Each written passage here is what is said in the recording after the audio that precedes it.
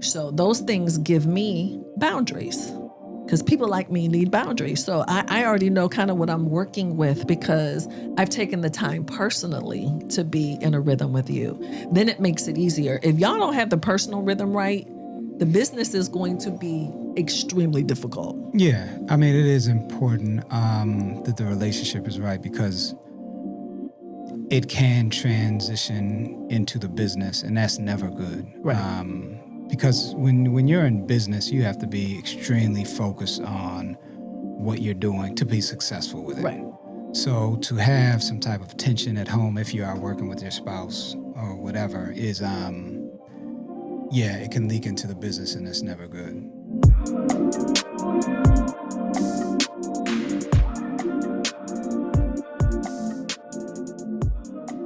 Entrepreneurship as a couple.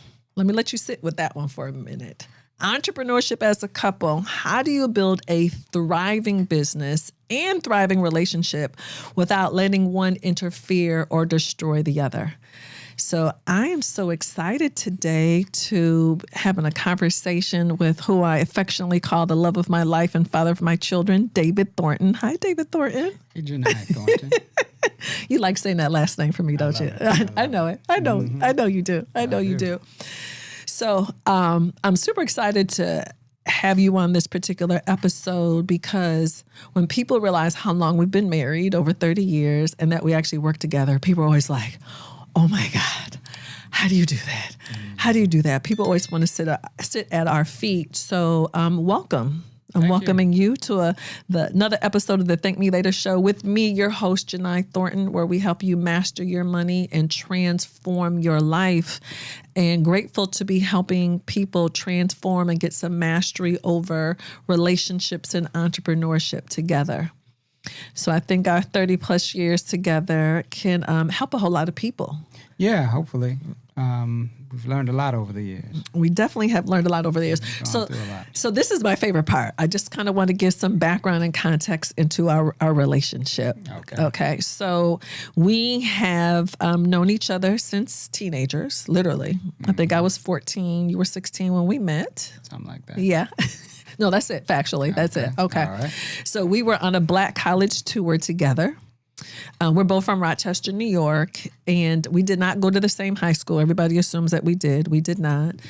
And so we met on this trip together, went on the trip together 2 years.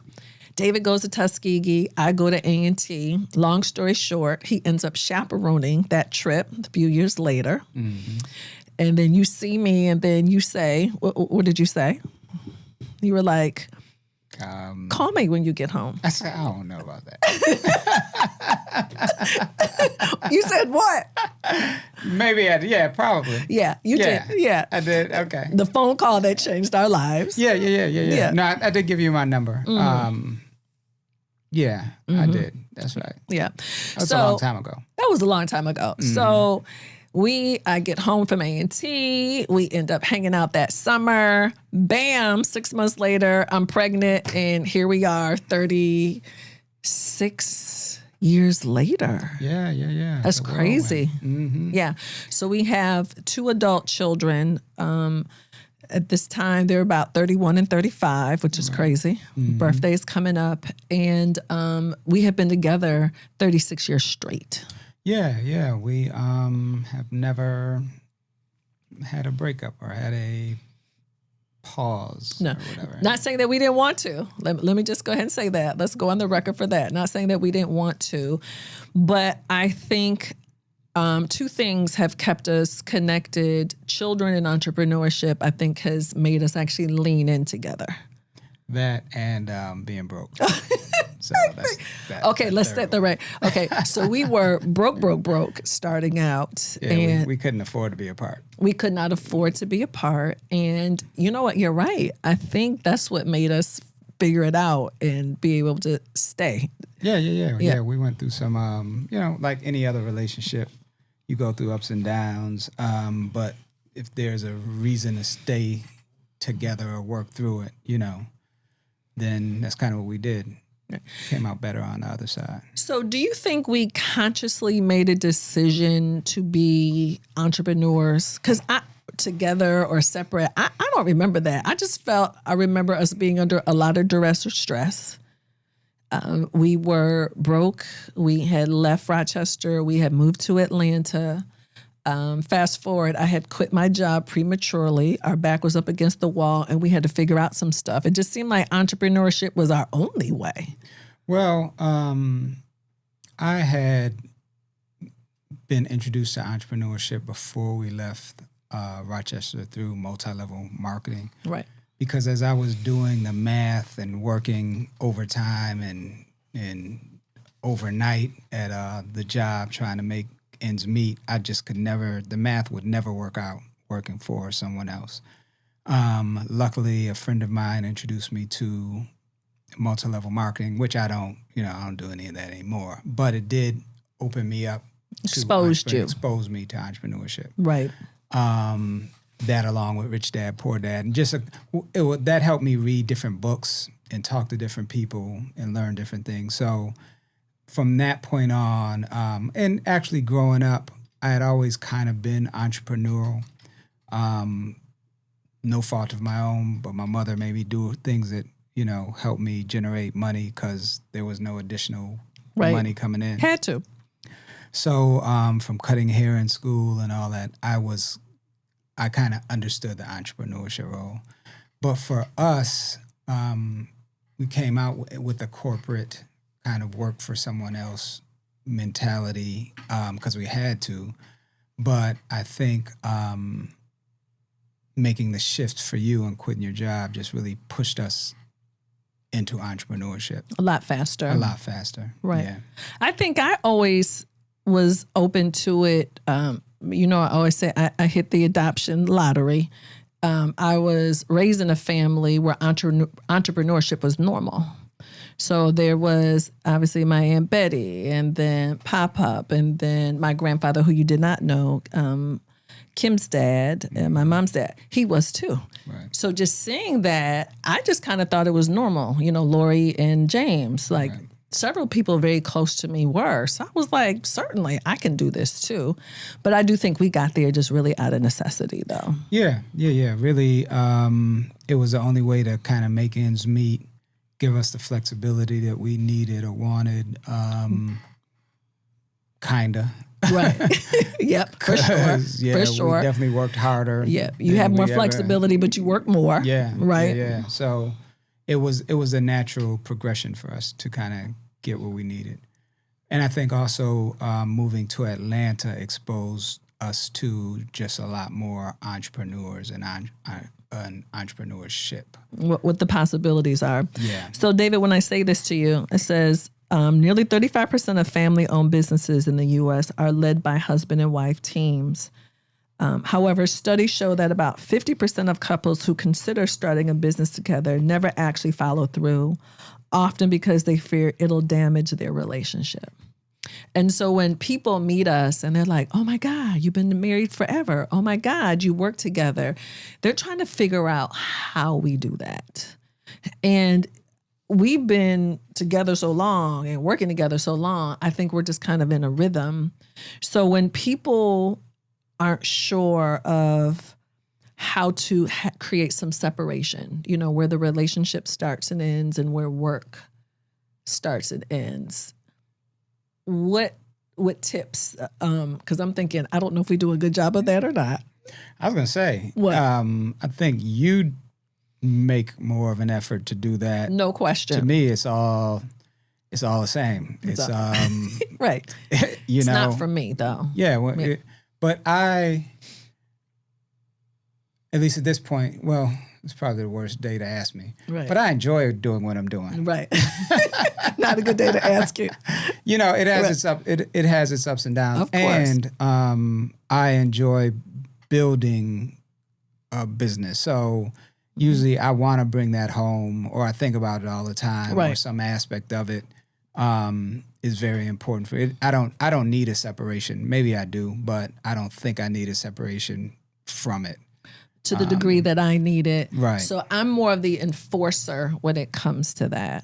So, and what I mean by that, not like I'm the boss with my hand on my hip, but I feel like I've had to be the one to say, hey, okay, first thing in the morning, when I see you, good morning, babe.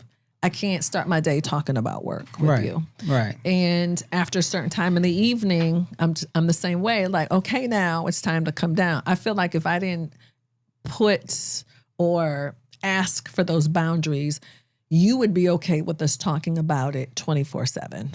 I don't know about 24/7, but a lot more. A lot more, yeah, right. Yeah. I do appreciate the fact that you don't give me pushback on having to, because I need the boundaries. Right. I need the boundaries. Other thing too that I've noticed with us is when our children were younger, again, our kids are grown, 31, 35. When our kids were younger and we had all that kids stuff to do, games and practice and school and all of that, I kind of feel like our work life too was even based around their schedule first. I think we got on a slippery slope with the boundaries once they were gone, because now we didn't have anything else to create the balance. So we were going, because we attended all the games and the meets and the practice, all of that stuff. So I think that gave us more personal time because so much of it was based around their lives and what they had going on. Right. I mean, yeah, I guess that was a separation because, activities were plentiful. Like we were at everything and taking them to school and picking them up. And it was a large part of our day and week. So I guess that was separation because if we weren't talking about work, we were talking about kids. Right. Or kids' activities. But yeah, once they moved out and all of that and graduated, we didn't have as much of that. Then there was this extra time where, I definitely would have filled it with more work conversations than, just other stuff. So how do we not step on each other's toes? Like, what does that look like for us? Well, I think for the most part, one thing is we kind of been running two different businesses. Like there is some overlap in businesses, but we also have our roles in the different business activities. Right. So I kind of know what roles I play in what business, and you play a certain. We've done, and we didn't sit down and plan out, but we've sort of done a good job of who does what. Right, for sure. And as long as we stay in our lanes for the most part, there's no overlap. Right. I think, I don't know how we kind of naturally figure that out.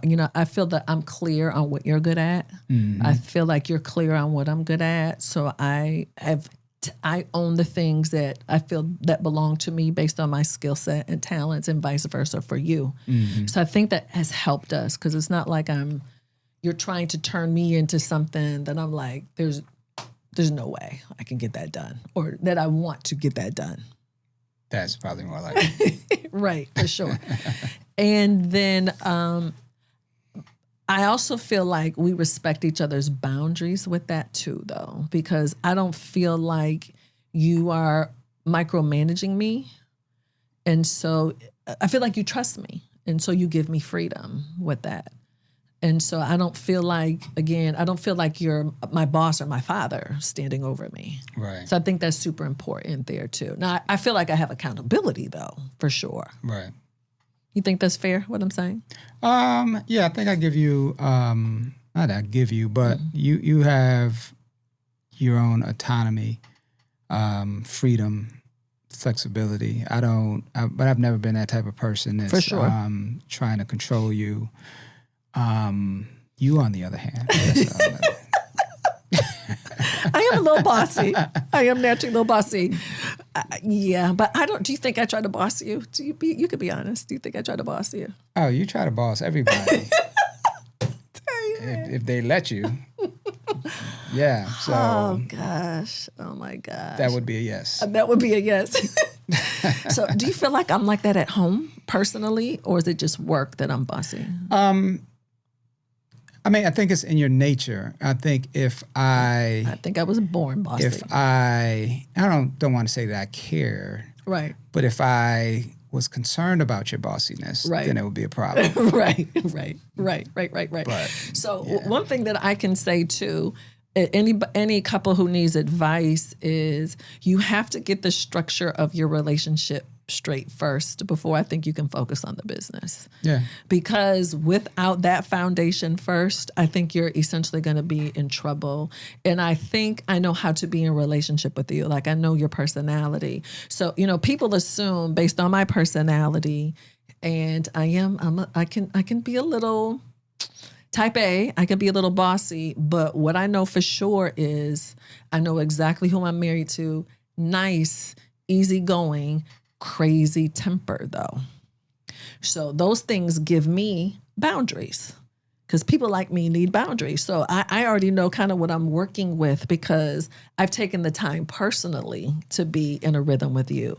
Then it makes it easier. If y'all don't have the personal rhythm right, the business is going to be extremely difficult. Yeah. I mean, it is important that the relationship is right because it can transition into the business, and that's never good. Right. Because when you're in business, you have to be extremely focused on what you're doing to be successful with it. Right.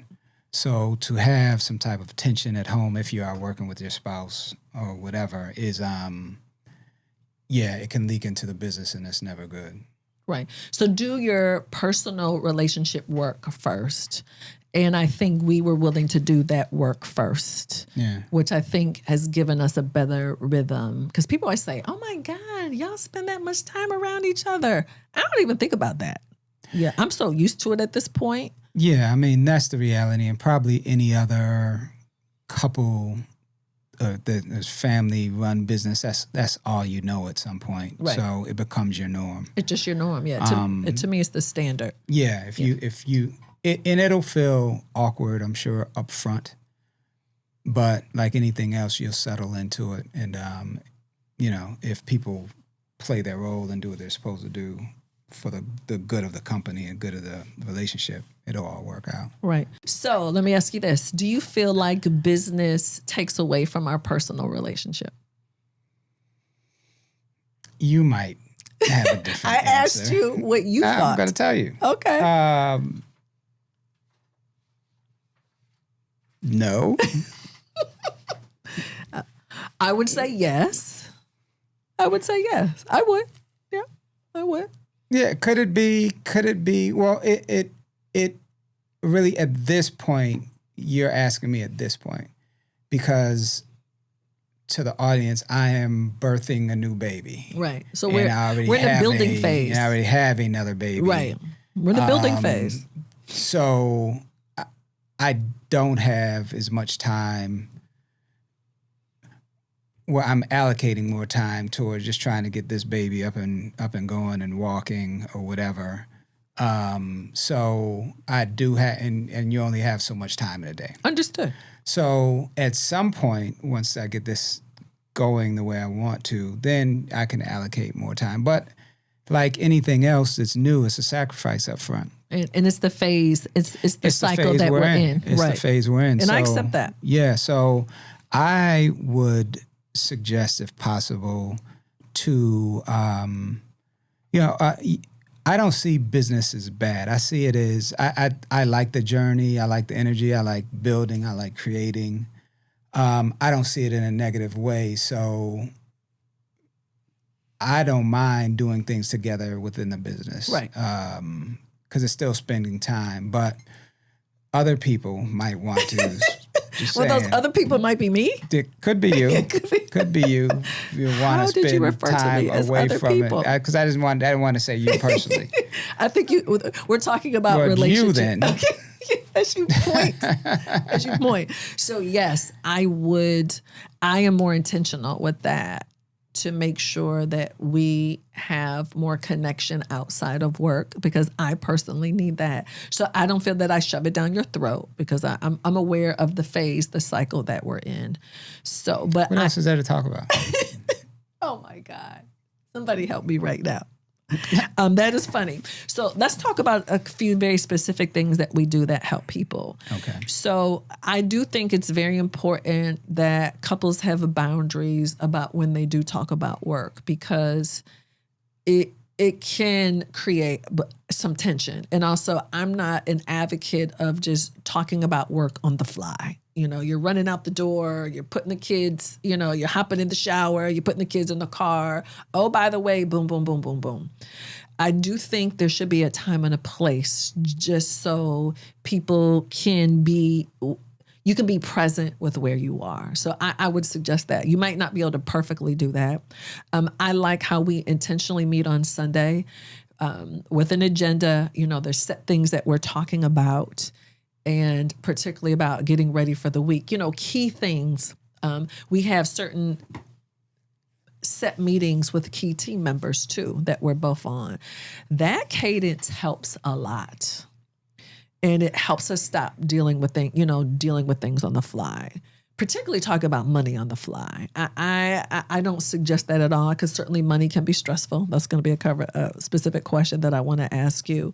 But schedule the time for the key conversation so everybody has an opportunity to be prepared. Just because you have access to them at home does not mean that it's the right time to talk about certain things.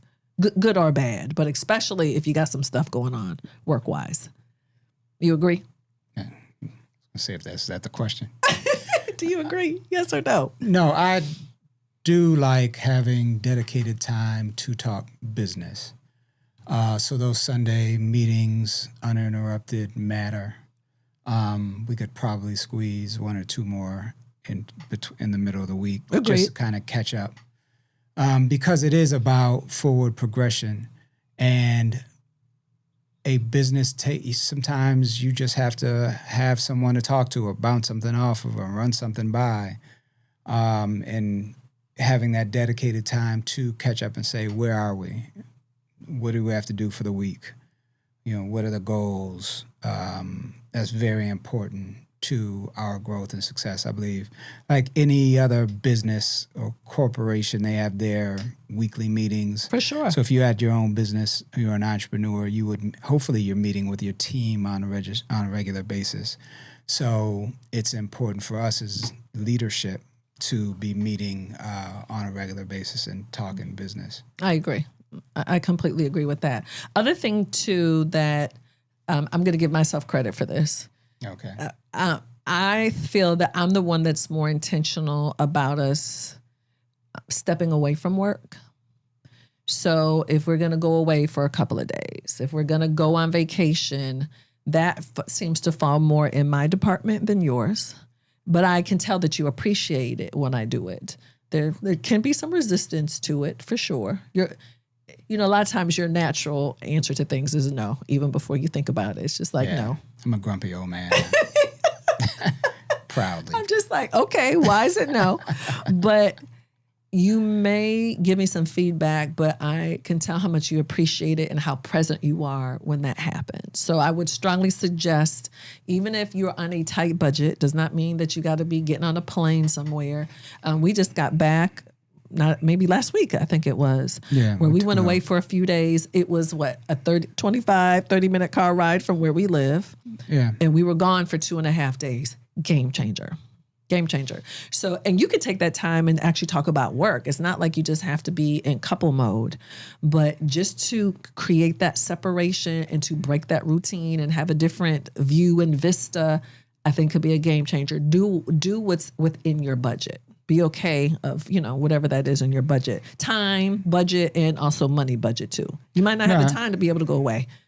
I agree. Get on a flight. I actually could use some time to just focus and get away from all this, because it gets to the point where it's overwhelming. I'm kind of there right now. So to be able to have some time away, just kind of catch up, is a good thing. It's huge. Okay, let's talk about money. All right. So when we disagree, well, first of all, let me just say this. We don't argue. No. Really. No, we disagree. Yeah. We disagree respectfully. Right. We have rules on how we disagree. So we don't argue. I know people are like, what? It's not now. And we have very candid conversations. Hey, David will say, Jini, I didn't appreciate X. I didn't like Y. Please don't do Z.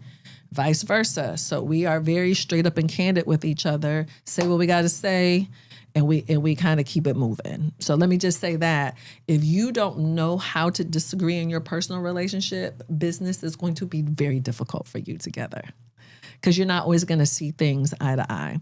So when it comes to money, we're very different when it comes to money. Mm-hmm.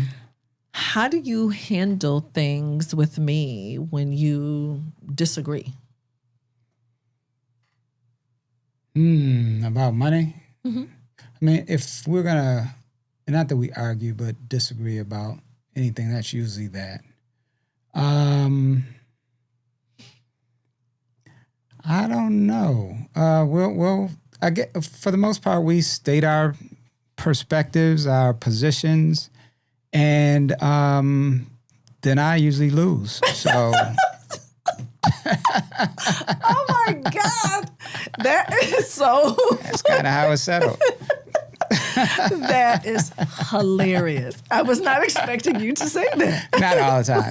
Every now and then you'll throw me a bone, but usually, yeah. You are so funny. Your point wins out. Okay, that is so funny. I really wish my life was set up that way. I really do wish my life was set up that way. Humor is a critical part of our relationship and success. Yeah. And I think it's also what has helped us be together this long. You're very funny, very funny. Did I answer your question? Sort of, kind of, but not really. No, I mean, ultimately, it's just like whatever makes the most sense usually wins out. Mm-hmm. So I might have a perspective, and you might have a perspective. If we're strong about it, then. You got to almost prove, it's like going to court. Yeah. You got to prove your case or Absolutely. Whatever. Most times we agree. Right. Yeah, and it's also, what's the ultimate goal? Right.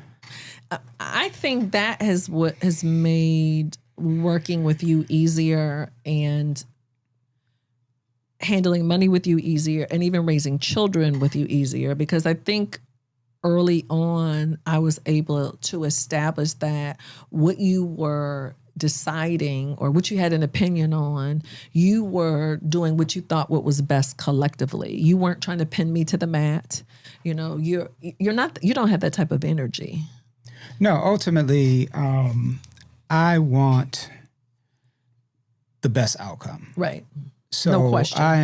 I'm never in it trying to, maybe I should change that, selfishly win. Like I always say, I want to win together with people, not just win on my own. That's not winning. So that is usually my ultimate goal for, if we're talking about money or investing or anything, or running the business, is how do we win in the long run? Right, for sure. And when I hear you say that, David, what it's also making me think about is just in the context of being in a relationship, when we talked about knowing how to disagree, knowing how to communicate, but also understanding why your mate behaves the way that they do. And I think that, I'm not going to say my personality is complex. I think I'm a little bit more complex than you are, just a little bit. Probably. Just this much.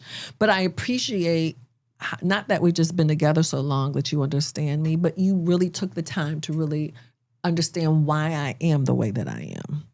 And for most of us, it's upbringing, who we were raised around and our upbringing. So I think once we got aligned, I understood where you were coming from. You understood me, again, way beyond just personality. Then I was like, oh, I understand why he's responding this way. I understand why he feels this way. Gave me a completely different perspective. And that certainly, I think, has helped us in business. I agree. Right. One other thing that I want to say that I want to give you credit for is, in the business that I'm in, which is primarily entertainment, I do all this media stuff. People do not realize I work in the entertainment industry. So I have had to deal with a lot of conflict because of that. And obviously a very male-dominated industry, a lot of big personalities. You have always been my go-to person. I'm like, look, this is what's happening. You are masterful with conflict. You are masterful. So it was always good as a woman to get the game on what to do, because you would tell me, I could think of a couple situations I've had. I had one irate attorney one time. Manager who was completely out of line. And he had been out of line with one of our employees. And I was pissed. Came to you and you told me exactly what to say. And I was like, say that? I would have never said what you told me to say. Never had a problem with him again after that. Mm-hmm. So just knowing what to come, it's not always just this marketing or creating a new product or operations. Like there's other things that you need help with in business, like knowing what your mate is good at. So I could lean into you, because I don't have an issue with conflict, but I would kind of handle it a little differently sometimes when I was dealing with men. Right. You're like, oh, no. This is how we're going to handle this right here. Right. Done. Well, I think obviously being a man, I can speak to that perspective and what you need to deal with. Just like with a female employee, I wouldn't know how to approach that, or female client or whatever. Right. I might approach that differently. But ultimately, when it comes to conflict, unless someone's really out of line, I want to make sure like what's the best outcome overall. Period. Is the relationship recoverable? Is it worth us spending time with or whatever? So that's my ultimate goal, is trying to figure that out. Yeah. Mm-hmm. I appreciate that. At the end. I appreciate that. So I have a question for you. Yes, ma'am. So we had Natasha from Texas reached out. Okay. And she wanted to know if she's thinking about starting a business with her partner, if she's scared, she doesn't want it to ruin her relationship. How does she know if they're compatible business partners? How are they in their relationship? How's their relationship going? Period. First of all, if they're having battles or issues within their relationship, now you definitely don't want to bring Please don't. Entrepreneurship or business into it, because it's just going to compound the issue. So I would start there. How long have they been together? Does that partner want? Some partners don't want to be entrepreneurs, right? And they should not be forced to be. And they shouldn't be forced to be. So if they want to just work for they want to be employees or whatever their mentality is, you have to take them as that. Absolutely. Now, if they want to be entrepreneurs along with you, I would suggest being clear on whose role is what, being clear on your goals, really allocating the time to discuss it and slow walk it. Right. I wouldn't make a big investment in a business. I would kind of test it out for sure. First for a while, just to make sure, because it could be entrepreneurship is challenging. Yeah, it's work. It takes longer than what people say. It costs more. Oh my God, it costs more. You work harder. You work more. So yes, you do have more flexibility, but you do work more hours than other people, and it is. And social media does not talk about this part of it. So is it worth it? It is absolutely worth it, but there's a price to it for sure. You have to be willing to pay the price. And it's not like, oh, after 3 years or 5 years, we're going to be winning. No. No, it's a constant journey. Yeah, it's I don't think you win until you sell. Right. Pretty much. Unless you really enjoy doing what you're doing. Right. But it's a lot of work. It's a lot of time. It's a heavy commitment. Right. It's a serious financial investment.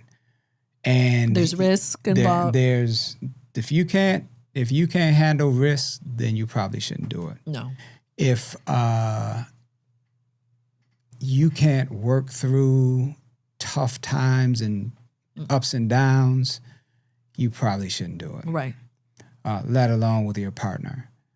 So I would also suggest that you all have some type of financial base to keep you going. No question. Please, both of you, do not quit your jobs. Don't quit your jobs. Yep. Somebody needs to keep working. Somebody needs to keep the benefits. I don't know. Maybe someone needs to be working full time, the other person part time. I don't know what you need to do. But when you don't have an income coming in, it is so stressful. So if you think you're stressed now, it just takes a lot of stress off the table when you have time. Step down versus jumping out. Just take your time and step down. It will help so much. Question for you. Yes. Juggling kids and building a business. What's the hardest part about raising a family and being entrepreneurs? And what advice can we give people for that? I have a couple things in mind if you need a minute to think about it. I don't know what the hardest part of it is. It's just, to me, you have to understand that you have to be committed to both. Mm-hmm. So, what does that mean, though? I hear what you're saying, but literally, what does that look like? Like, how does being committed to both show up?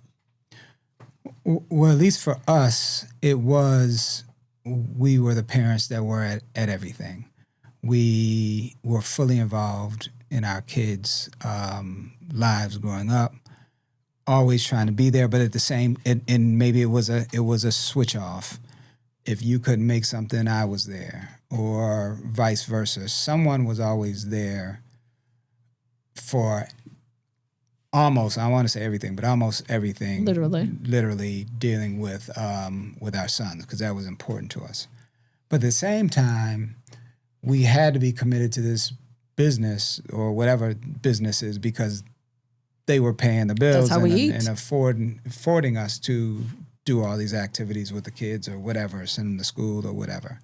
So you had to, and then you had to, at least for me, what were the things that I had to cut out?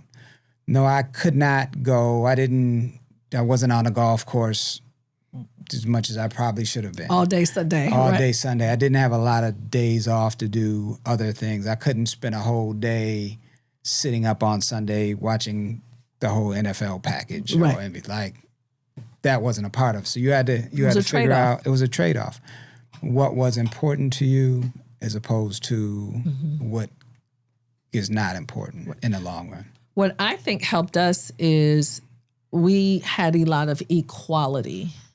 And what I mean by that is if you took the responsibility of our children, like if I took them to school, you picked them up, or vice versa. Mm-hmm. So like you said, we did a lot of tag team, tapping one in. If Cameron had a track meet in San Diego or God knows where, we've been all over the world with this kid, maybe I took him, but then a few days later you came and then I came back home. Right. Like there was a lot of kind of tapping in, tapping out with our children and literally looking at the responsibility and essentially almost splitting it in half, I think, to some degree. So I never felt like he's not doing his part and where is he? I never felt that way with you. I also feel we did a good job of sharing home responsibilities that way too, because I know a lot of resentment comes from that. I never felt like we had traditional roles. Like, because again, think about it, we didn't have money. So it's not like somebody was coming to clean the house and somebody was cooking for us. We did not have the money for that. So I knew I cooked Sunday, Monday. David cooked Tuesday and Wednesday. We knew who was responsible when our kids were real little, who was responsible for cleaning what, until the kids became the help. They absolutely became the help. So that just made it easier for me because I never felt like, I hear women complaining about, my husband won't. I'm like, what do you mean? He won't clean? He won't cook? I don't even know what that means, but I would be pissed about that. So I got to work. I got to do all these other things, but you're not valuing my time to share in what it takes to running a household is a business. And I think we were clear on our roles. Like if it had to do with car maintenance or something need to be fixed, not my job. Okay, David, this is yours, So, but if it typically dealt with like grocery shopping or planning travel, that's my job. So I think that helped us because I hope, did you ever feel some type of way like Janai's not doing her part? A couple little ways. Shut up. I'm gonna be honest about it. You are a trip. No, because we both worked and we were both busy, and I hear this argument before. If I'm if I'm the sole breadwinner and I'm doing that in your home, Right. and I come home and my house isn't clean or certain duties aren't done, then I'm going to be frustrated. Oh, for sure. And vice versa. But I think because we both were fully doing everything together, then of course I would cook or clean or there was no, I did whatever needed to be done, or you did whatever needed to be done to make sure it got done. And there are roles that I'm better at and that you were better at, so we did take those. But if on the way home I had to stop and pick up groceries, then I did. No question. And you would change a tire if you needed to. Yeah, right. You don't ever want me to do that. I tell people this all the time. There's this whole section of my brain that's not developed because I've been in a relationship with you. Like, when it comes to fixing anything, putting anything together, like, I'm just like, here. And I don't do taxes. This is true. That is my job. At all. That is my job. So, and I'm happy to have that job versus the job that you have it too. Okay, lovely. Any parting words, anything that you would like to share with people as they are balancing entrepreneurship and family and relationship and all of the things? I would say if you are going to do this entrepreneurial thing and you have a wife or a partner that can help you with it, that's a plus. Because, like I said, there are a lot of ups and downs you're going to go through trying to figure it out. To sort of have someone to help you with some of that, mentally, physically, whatever, is a plus. So I would suggest I appreciate you do it. that. And I also suggest that couples have, well, I guess it really depends where you are financially. Some entrepreneurial venture together, even if it's smaller, I think it helps you all build in the long run something positive. I appreciate that. Yeah. And so I think my parting words is, what David and I have stressed a couple of times. If you are having challenges in your relationship that you're not very intentionally working on, they are going to show up in your business. To think that you can compartmentalize to that degree, I just don't think it's real. So I'm not saying you have to have this perfect relationship, because that does not exist. But you have to have the fundamentals of communication, how to disagree, how you're sharing responsibility, like laid out, written down, like with complete clarity, because otherwise the frustration and the scorekeeping is going to begin to start. So thank you for coming on today. I really appreciate that. You're welcome. You're welcome. Yeah. Thanks for having me. Yeah. Don't you want to thank me? Don't you want to thank me for being like a great spouse and business partner? I want Don't to you? take this time to Thank you. Thank you for being a great spouse and business partner. That's what I was thinking. You want me to give you any other more talking points? That I do it. Can I give you some more talking points what else you can share? Are we out of time? That's the problem. Are you sure? Yeah, I would. Okay. But we're wrapping this thing up. So thank you. It's my pleasure. So I do thank you for, I know you don't like for me to say it this way, but for giving me the freedom, because I never had to fight for my freedom with you. And I see a lot of women like fighting desperately for their freedom. So I appreciate the fact that you have fully understood who I was and gave me the freedom to, do what I needed to do to be who I wanted to be and how I wanted to show up professionally. So I appreciate that, from a work perspective and also from a family parenting perspective. You're welcome. Okay, I appreciate that. What were you about to say? Something sarcastic. Nothing. I don't even believe you. I don't even believe you. Is that it? Yeah, that's it. So just want to share a few resources with people. So, of course, we definitely need you to like, subscribe, and share. I should have said this at the beginning of the episode, but I was so excited to be talking to the love of my life and father of my children. I got a little off script. Please tap into our Thank Me Later community. Go to thankmelatermoney.com. We have a ton of resources out there. And then please engage with me on social media at Jini Thornton, at TML Money. So, and please send us your questions or topics, whatever you kind of need some direction on, or we can serve you or help you. You may not be an entrepreneur, but you know someone who is or is aspiring to be one. This podcast will absolutely help them. Again, after being together 36 years, my husband wants credit for all of his hours with me. No partial. No, you don't want to just count the marriage. You want credit for everything. No. Transfer the credits. The whole thing. Transfer the credits. Marriage is a technicality. Okay. That's the truth. So again, thank you for tuning into this episode of Thank Me Later Show with me, your host, Jini Thornton, and looking forward to seeing you next episode. Bye-bye.